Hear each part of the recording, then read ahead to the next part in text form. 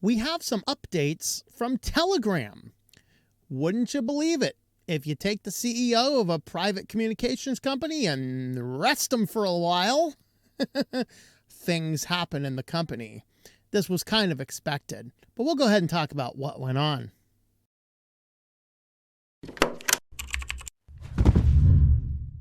Welcome back to Switch to Linux. We talk about privacy and Linux and free and open source software and things like that on this channel. Of course, this is a follow-up to the Telegram situation, as we did a couple videos in the past couple of weeks when the Telegram CEO was arrested, mostly for being complicit with criminal actions because he was not cooperating with law enforcement. So we talked about this. And we want to provide an update and then parry that on into some other discussions and then relate it with yesterday's video where we talked about, is Tor compromised? If you like this type of content, please feel free to subscribe to the channel. Leave us a like and a comment down below. And before we get any further, I am going to tell you up front that we will get into some religious discussion on this one. Not something I typically do on this channel, but it parlays directly into this, and it needs to be discussed in this context to understand it. Now, if you are offended by such things, you may not want to watch to the very end, but I'm going to front load this with the Telegram information first. So if that's all you want to hear about, you can see the updates and move on. If you do want to consider the more philosophical arguments and discussions I want to talk about, stick around to the end. Of course, if you do like that type of content and you want to see more, I have an entire Christian channel and written several Christian books. Just a footnote, I'm more knowledgeable in the Christian faith and doctrine and theology than I am in Linux. So you can have a look at that. That channel will be linked down below. That is, of course, is my work on our walk in Christ. And so, but I do not cover that type of stuff on this channel unless it's directly applicable. And I feel that today it is directly applicable. So let's go ahead and discuss it. First and foremost, let's go ahead and get on to the updates itself. Now, this actually happened a few weeks ago, shortly after the CEO was arrested. I'm keep on saying CEO because I can never pronounce the gentleman's name. Pavel, I think it is. So he's arrested, and we saw the court cases come out, and effectively, they're charging him with being complicit with several internet-based crimes because people were using his platform. He has information or the ability to get the information about such crimes. He is simply refusing to comply with law enforcement. And so they said, well, we're just going to arrest you. And this is positive or negative, depending on your particular view. Is this a sheer attack on pure censorship or not? You know, there's questions that we can ask about this thing. Now, this first popped up here with a change on the FAQ. And what this FAQ had to do is it dealt with how the how reports are mentioned. So what they said is a section of Telegram's FAQ had previously stated, quote, all Telegram chats and groups are private amongst their participants, end quote. Now, that language has been removed, which sparked speculation from the community over whether Telegram has made changes deliberately following Pavel Durov's arrest in France last month. You can always, quote, you can always report a new incoming chat to moderators using block report, Telegram told Decrypt. Quote, anyone can check our code and see there were no changes. The FAQ change made it clearer how to report things, including via DSA, end quote. Now, this actually dovetails into a video we did last week with our supporters. And I don't know, if I have enough of you asking, I might do a standalone video summarizing that without the hour-long format with everybody on board. Let me know if that's interesting. That had to do with Google's new RCS. So this is the new standard which is taking over text messaging and seeking to replace it. And the problem is that Google is creating a monopoly, forcing all RCS channels to move through Google's servers. And while they say everything is end-to-end encrypted and Google can't see anything, it's clear from some of the other documentation that they actually can, because they have ways to detect spam and abuse. And they also have a means that if somebody reports a message, then the last 10 messages that person sent will also be sent to Google. So how can they not see your messages and see your last 10 messages at the same time? Clearly, there are questions involved here. And so Telegram says here that they don't have access to that information, but according to everybody who has reviewed Telegram, they say that is simply not true. Telegram only end-to-end encrypts messages in motion as they are sent from one device to the other, but particularly for group chats. Now, on individual ones, it's not as clear, but certainly group chats where many law enforcement agencies say most of the criminal activities occurring, those are all resting on Telegram servers in a way that Telegram can gain access to that information. So Telegram simply did not want to cooperate, and that really is where they're at. So now what we saw this week is we saw an actual change to the terms of use inside of inside of Telegram. So they have changed it to add this line, quote, if Telegram receives a valid order from the relevant judicial authorities that confirms you're a suspect in a case involving criminal activities that violate Telegram terms of service, we will perform a legal analysis of the request and may disclose your IP address and phone number to the relevant authorities. And so remember, Telegram requires you to have a phone number to create an account. I looked into this today, best I can tell. Yes, it still requires you to have a telephone number. So you're tying a phone number to it. Now, there are ways to get around using your personal number. And once you have the account established, you can maintain it under a username. So it's possible to establish an account under a burner phone or some other means. And then you could thus create the account. Now, this is where Telegram differs from Signal, where Signal does not actually have access to messages, but they do have a little bit of metadata that could be shared. Signal may share that metadata. Now, what Telegram used to say is, in fact, it says it down here, the older version of the policy said, quote, if Telegram receives a court order that confirms you're a terror suspect, we may disclose your IP address and your phone number to the relevant authorities. So, that means you had to, at one point in time, be considered a terror suspect. And there are ways of committing cyber crimes that is not terrorism. And that is the question that we have. And so effectively Telegram, after Duval's arrest, now they're coming back and saying, okay, we will actually start to comply. So now instead of having a court order confirming you're a terror suspect, the same basic means by which they approach Google or Microsoft or Signal or any other company, if they approach Telegram, they've said we are now going to be more complicit. Of course, in response to this, if they do indeed close out a bunch of cases, hand over a ton of data, it will not surprise me if Duval gets off with a little bit of a fine and you're now free to go, maintain current course. That's probably what might end up happening here in my guess. If I had to randomly guess about the things going on, that's what I would guess might be going on. And so, of course, now we're seeing this change where Telegram, as I mentioned in the prior video, is not as secure and end-to-end encrypted as is Telegram or even WhatsApp or some of these other things. I think I said Telegram when I meant to say Signal. It is not as encrypted, so they actually have more access to information because of their model and how they're built, meaning that anybody utilizing Telegram for some form of suspected crime is more complicit can hand over more data. Now, they have not said they'll hand over content of messages specifically.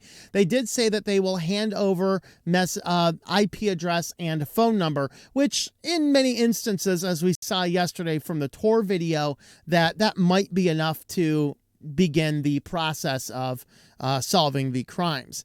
Now, they say down here that the upgrade to Telegram's terms of service and privacy policy is a major volte-face, about-face, I've never heard volte-face, for the company, which has refused to police the platform for years, turning it into a major haven for cybercrime and other illegal activities, including drug trafficking, CSAM, and money laundering.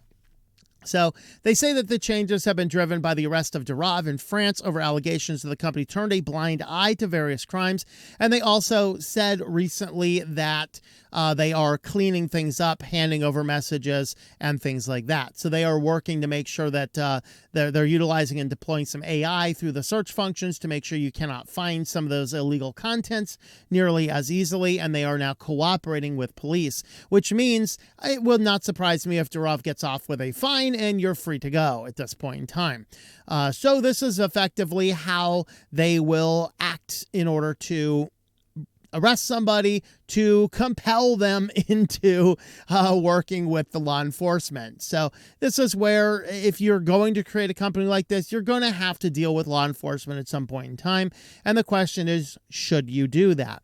Now we are going to dovetail into the other topic I wanted to mention, because this is relevant to the video from yesterday, and we asked, is Tor compromised or is Tor still safe? Of course, predictably, we had a lot of people saying, yeah, well, it's never safe. Obviously, we had a lot of people saying that. But there was one comment that after I released this video, a thing kept rolling around in my brain. And fortunately, Kevin Schmidt here actually said exactly what I was thinking. So did he write here? He wrote, you mentioned anyone doing anything illegal should be caught and to report any illegal activity, but also praise the ability to access Christian materials in countries where it is illegal. Can you expand on that? That is exactly the thing that was bouncing around my head. So this guy says he's a right-winger. I'm not a right-winger. I'm actually a centrist more often than not. It's just, if you haven't noticed, particularly, in general, the Democratic Party seem to have gone so far to the left that people who are even centrists look like we're far right. That's not the case. I am not a right-winger. Do not watch a lot of right-wing commentary. I am not a Republican. I am fairly centrist. Human Rights Convention, perhaps he should have distinguished immoral and illegal. That is the case. So I wrote this as soon as I saw this comment. Yes, this is a total error I was thinking about after recording the video. I guess my default is the moral correctness, which as a Christian, I look to God. So illegal activity, I tend to define as things about the moral code of God. So yes, this is a contradiction that needs addressed, and I intend to use this time to address that contradiction. Other people, why was my comment hidden? And I didn't hide anybody's comments, but yes, this guy suggests, yes, it was indeed YouTube. Speaking of contradictions, that was very unconvincing evasion around the 12-minute mark. We all know the movie you were looking up. Oh boy, it's a scandal. What was the movie? Let's hear what I said. I was looking up movies and stuff. I went to see a movie with a friend yesterday, and I said to look up the show times and things like that. I don't want some AMC theaters. Yeah, the movie we were looking up, Am I Racist, which was playing at a movie theater near where his location was. And so, yeah, we were curious about what the movie was about. So we wanted to go and have a look at it. And it was funny, and it was interesting. It was a little thought-provoking, and I can see some areas where Matt Walsh definitely instigated crowds in some points, but in other points was simply using their own talking points in a way consistent with the way they teach, and demonstrated how much nonsense it actually is. It was a very good film. You should check it out. So let's see. Didn't even swear that time. Wasn't anything bad. I have no idea why some of your comments are getting hidden. It's not me.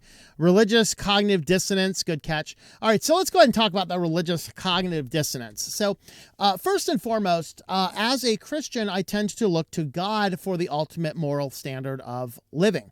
And because of that, what I wanted to do, when I mentioned their illegal content, immediately I go to things such as drug trafficking.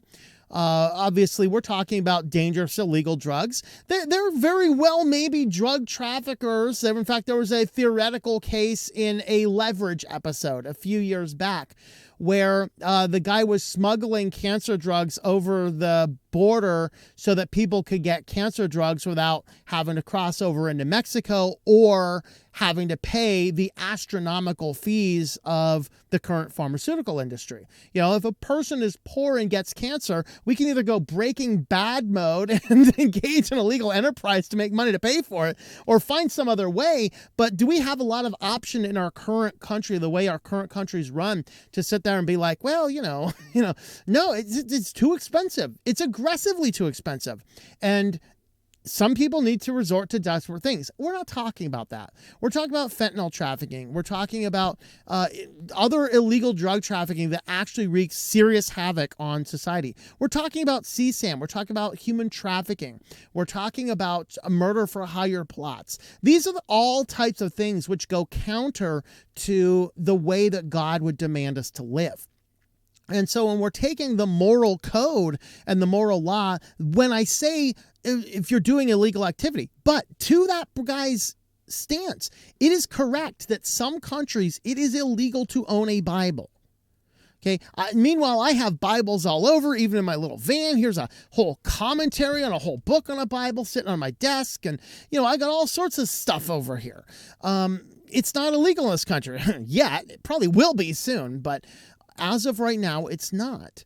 And so if I wanted to run a Tor node in order to put up resources for a person in a persecuted country to hide that, from the Christian standpoint, I don't find that immoral. So I would say don't use Tor for immoral purposes necessary. Now, this begs the question about what is illegal versus what is immoral in the scope of the law, in the legal systems and stuff like that.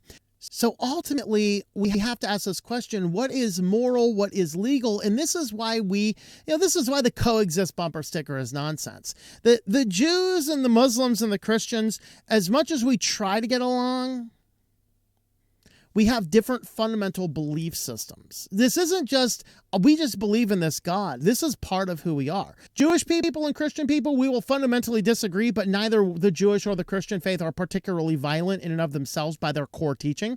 And this is why people will condemn the Jews or the Christians all day long, but nobody seems to want to condemn the Muslims. The Muslims will fight back. The Jews and the Christians won't. We just won't. We'll take what you give us. I mean, in the words of Esther, if they had just sold us into slavery, that is fine. We would have taken it. But they want to sell us into death. And so I will stand up.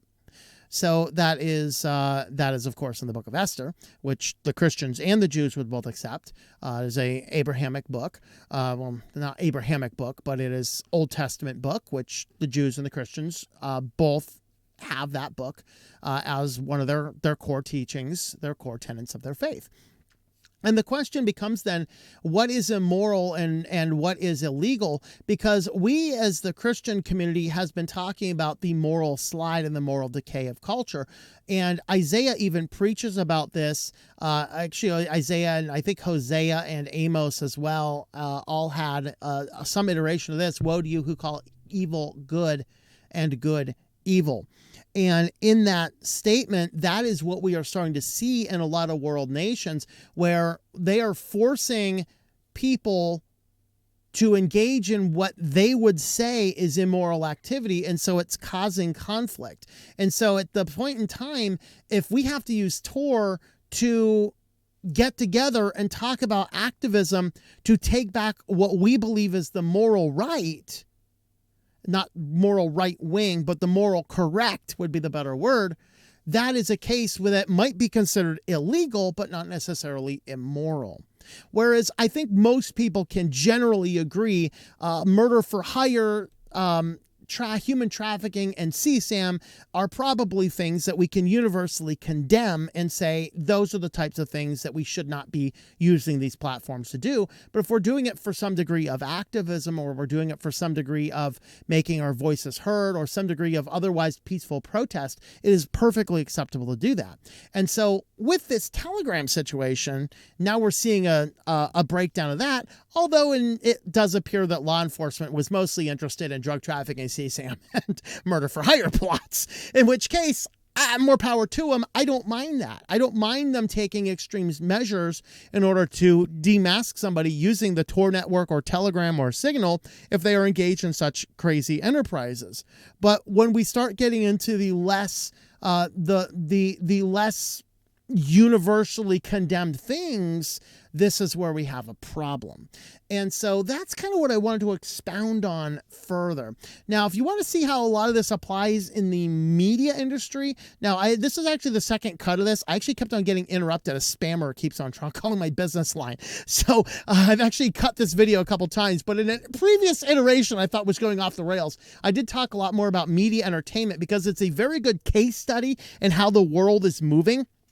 And in that particular case study, what we see is we saw the movie industry rise itself with some form of wild, wild west, kind of like the, alternative internet is right now.